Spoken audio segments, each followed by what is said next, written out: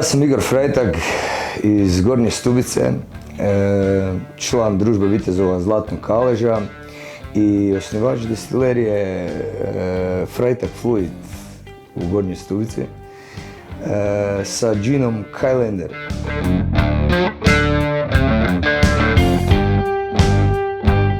Od 2004. smo u cijeloj priči oko vitezova, oko viteških turnira, oko nabava opreme, mačevanja, organizacije seljačke bune.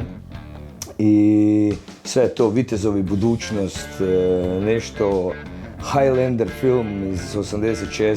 kultni koji cijelo vrijeme je radio vitezovi budućnost, nešto. A Highlander je u doslovnom prevodu stanovnik brdovitih krajeva, znači Zagorec, pa zake ne bi bilo kaj ispred.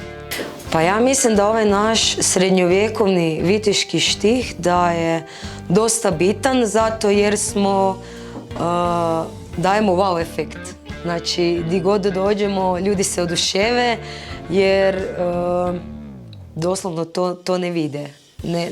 Nemaju di to vidjeti. Znači mi kad dođemo, bez obzira da li je viteški turnir, da li su nekakve manifestacije, festivali, obavezno smo u našem džiru, u našoj odjeći i djeca sad idu s nama i njih obučimo i svima smo spektakl i svima su interesantni zbog toga i odmah se svi hoću fotkati s nama, tako da mislim da u tom smjeru idemo jako dobro i da nas svi jako prihvaćaju.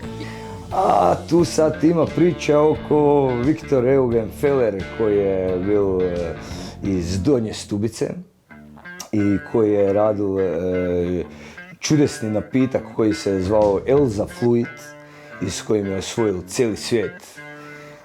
To je bio lijek za sve bolesti, protiv svih bolesti i za sve divne stvari koje ti se može trebati dogoditi ili kojih se hoćeš riješiti.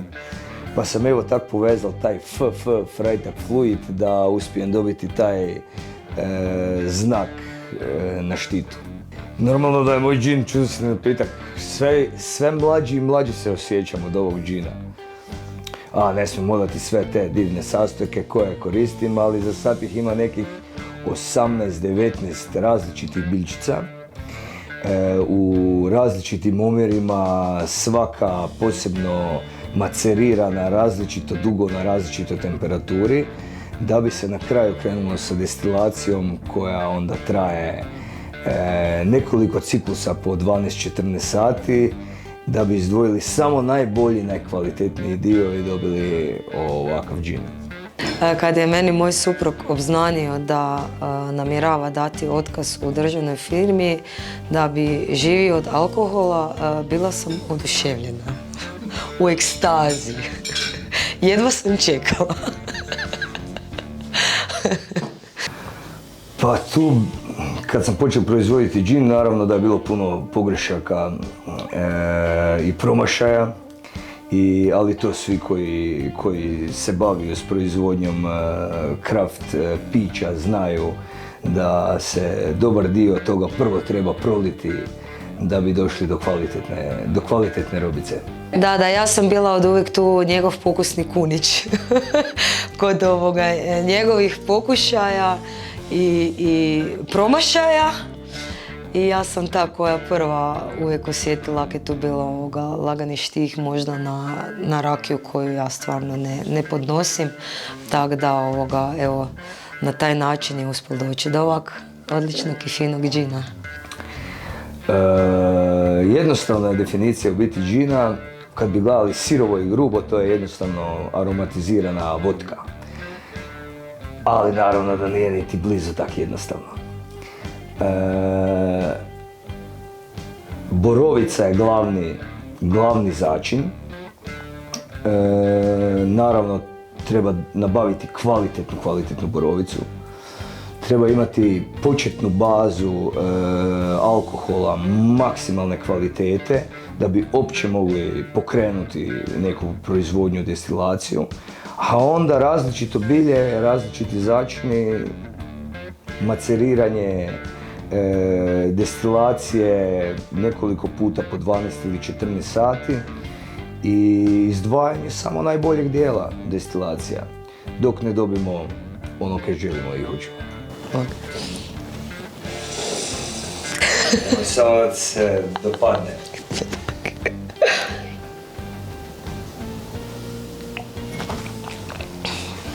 Nije loše. Nije loše. Može proći. To. Evo recimo Kim sam koristio na početku, da, i izbacio sam ga, jednostavno mi se nije mi se sviđala ta priča. Najteže nam je bilo uskladiti obiteljski život sa ovim poslom koji tu zahtijeva jako puno vremena. Od destilacije, pakiranja, etiketiranja, flaširanja, odlaženja na razne manifestacije, tako da to je bilo dosta veliki izazov. Tražio sam dozvolu za korištenje drva jedne gubčeve lipe, 600 godina stare, zaštićeni spomenik prirode. I da, uspio sam dobiti dozvolu. Uglavnom, nakon orezivanja, svake 3 godine je orezivanje gubčeve lipe po pravilima, i jednostavno sam tražio da svo otpadno drvo doniraju meni kao destileriju. Sva sreća, pa u to vrijeme je taman procvala lipa, tako da koristim sad i zadnjih godinu dana i cvijet gubčeve lipe kao jedan od sastojaka mojeg džina. A uskoro, nadam se kroz godinu, možda 2, bi moglo na tržište izaći jedna posebna serija džina koji je odležan na tostiranom drvu jedne gubčeve lipe. Trenutačno imam samo 2 ta džina konstantno. To je znači London Dry, prozirni, i sljedeći Distilled Gin Blue Edition koji je intenzivno plave boje. Kad mu se doda tonik postane ružičast, ali počne i mirisat po ružama. I da, nagovorila me na jedan likersku verziju, malo slabiju, nekakvih 21-2% alkohola, ružičaste boje sa šljokicama i naravno zove se Pusica. Uskoro Pusica dolazi na tržište. Da, za sad samo za svoje potrebe.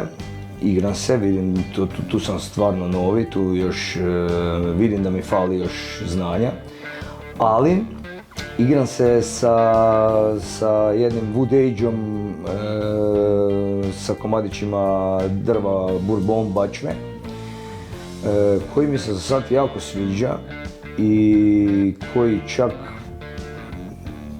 čak ide u smjeru viskija na prvu, naravno da nije viski, ali možda čak ostane samo na tome. Toliko mi se približil u tom džinu taj okus drva koji volim u viskiju, da mislim da samo trebam nastaviti u smjeru džina i wood aginga. A evo, krenulo je od toga da je moj tata proizvodio Viljamovku 1993. godine, imao svoju plantažicu Viljamovki i stalno sam mu pomagao oko toga svega, oko punjenja boca, oko destilacije.